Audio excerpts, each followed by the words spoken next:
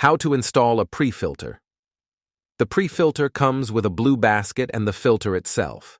Begin by opening the locks, removing the lid, and taking out the basket.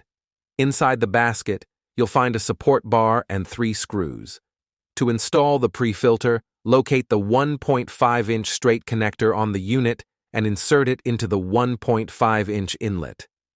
Next, take the support bar and insert the screws. On the grease shield unit, there are 3 pre-drilled holes.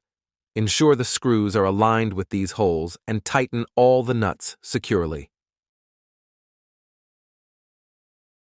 Once the pre-filter is attached to the grease shield using the support bar,